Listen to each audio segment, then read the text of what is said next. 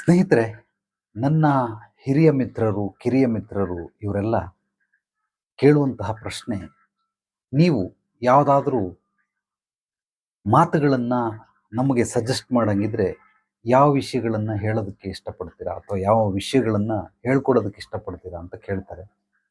ನಾನು ಎಲ್ಲರಿಗೂ ಹೇಳೋದು ಒಂದೇ, ಜ್ಞಾನ ಸಮೃದ್ಧಿ ಯೋಗ ಪ್ರತಿಯೊಬ್ಬ ಮನುಷ್ಯನಿಗೂ ಕೂಡ ಅತ್ಯವಶ್ಯಕವಾಗಿ ಇದನ್ನು ಕಲೀಲೇಬೇಕು.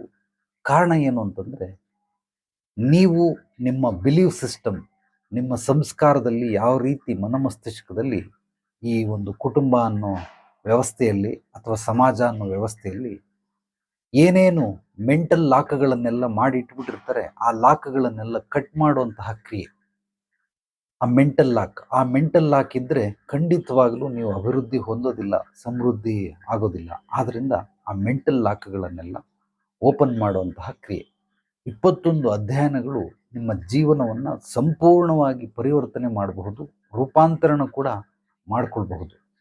ಅಂತ 21 ಅಧ್ಯಯನಗಳು ನಿಮ್ಮ ಇಡೀ ಬದುಕನ್ನು, ನೀವು ಆಲೋಚನೆ ಮಾಡುವ ರೀತಿ ನೀತಿಯನ್ನು ಸಂಪೂರ್ಣವಾಗಿ ಇನ್ನೊಂದು ಆಯಾಮಕ್ಕೆ ಕೊಂಡೊಯ್ಯುವಂತಹ ಶಕ್ತಿ ಚೈತನ್ಯ ಈ ಒಂದು ಜ್ಞಾನ ಸಮೃದ್ಧಿ ಯೋಗದಲ್ಲಿ ಅಗಾಧವಾಗಿದೆ.